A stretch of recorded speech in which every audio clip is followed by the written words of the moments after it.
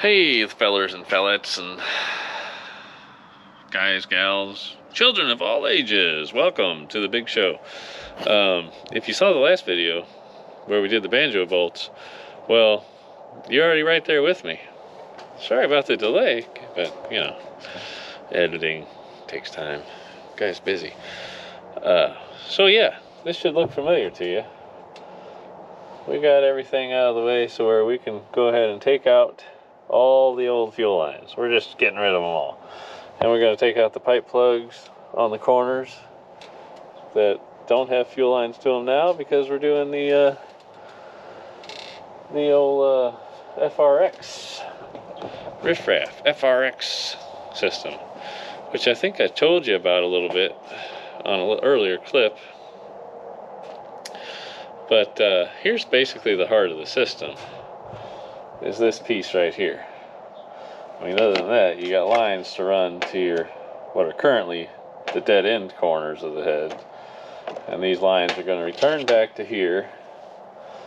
And this doodad, whoa, dizzy, is going to take the place of that piece.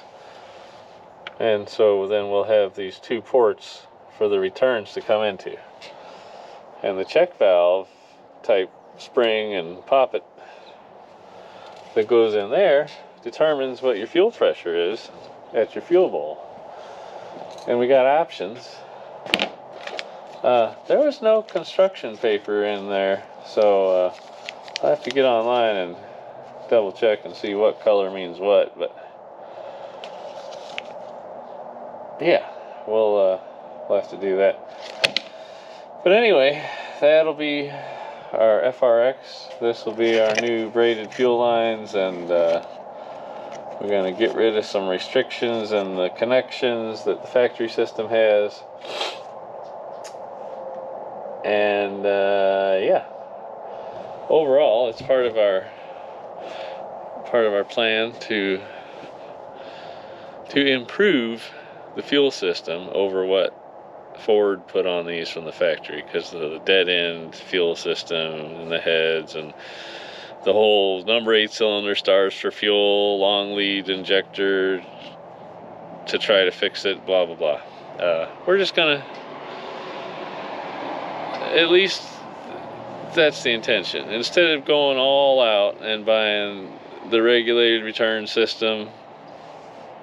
I mean, we're still running basically a factory truck, so we didn't really need to go race truck parts. We wanted to improve the system, but we didn't have to go like, you know, we're going to trailer this thing to the track or anything. So that's the intention and the plan, and you know about as much as I do. We got about 30 minutes of sunlight before the sun sets, and then, you know, there's dinner time and stuff like that. So maybe we'll get done with it today, but we won't get done if I don't get started. So that's what I'm going to do now.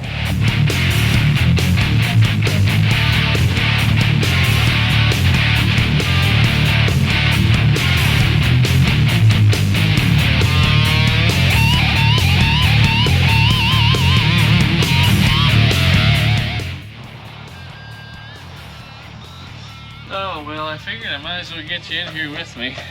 It's getting kind of, you know, kind of up into this stuff. Figure I might as well have a little company, right? We got this end of this fuel line loose from that fitting. So now I just got to take her loose over here at the fuel bowl. And then we should be able to pop it out with these mushy old rubber bushing gasket vibra lockers in there. Kind of annoying to take apart because they're not real tight, but yeah, that one wasn't too bad. So then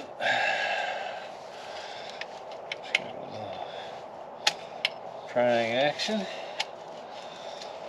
and this is going to have a little bit of fuel in it just because Good thing is, I like the smell of diesel fuel, so, you know,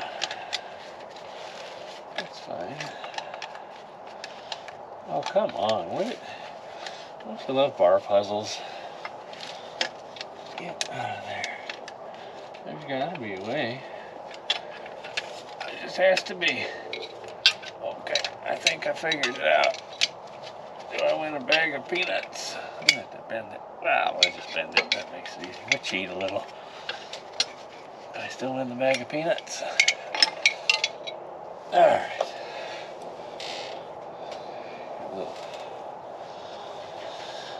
So that came out nice. Yeah. Bet my trash man loves me.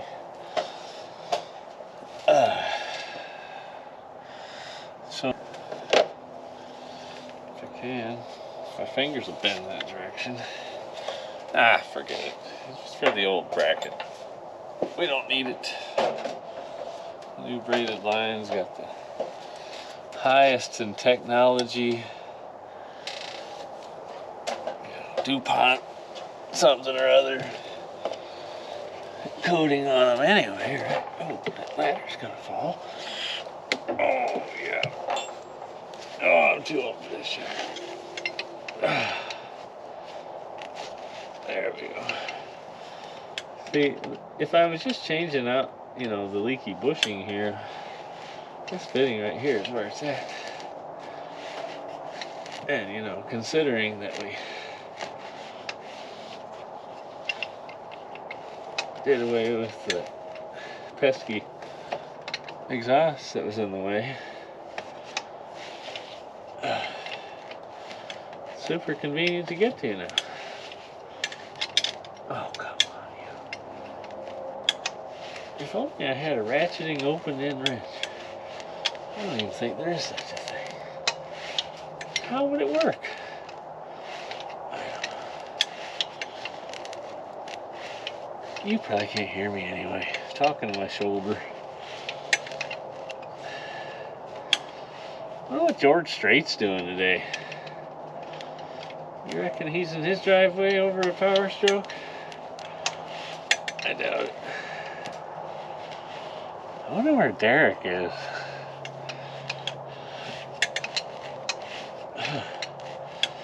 He might drive by. He might be working down the street in my neighbor's garage for all I know. That'd be kind of fun. Oh, Lordy. I don't know him. And he don't know me. But it'd be fun to run into him at a gas station or I would say a tavern, but I don't go to taverns. Really. Hardly at all. I don't even remember. I do stuff like this instead. Oh, Lordy, I'm falling down. There we go. I don't know what's going to break first, me or this coolant reservoir. I would say hopefully it's not me, but then again, I don't want to have to replace a coolant reservoir. I'm already doing way too much stuff here. Ah, oh, come on, you're right there. Just come off, would you?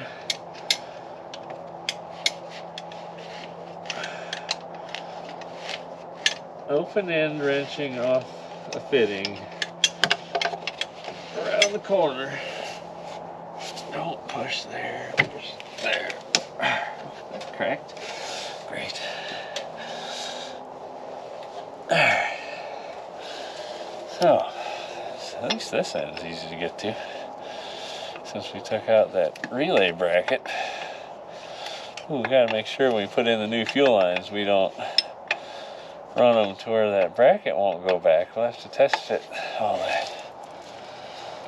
Because those relays are important. I mean, if you want your truck to start.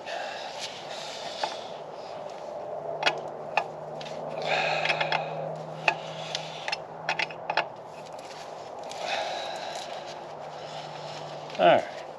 Come on. Come on out of there. There you go. Now come out the back there. Oh, you don't want to? I figured. Yep.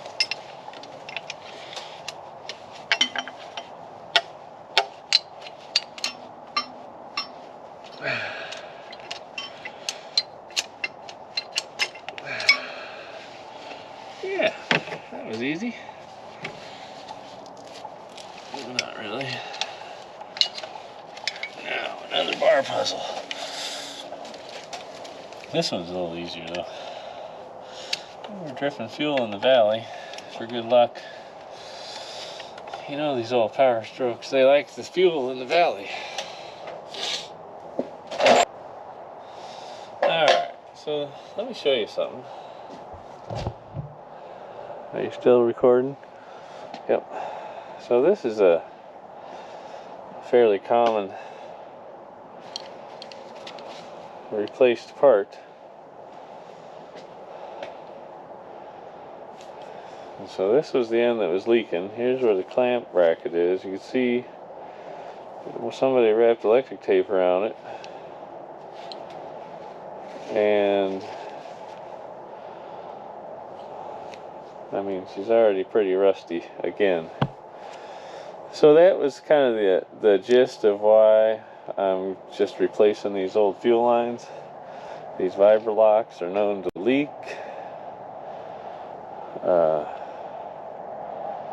And the steel lines are known to get rusty down there in the valley and vibrate on that hanger and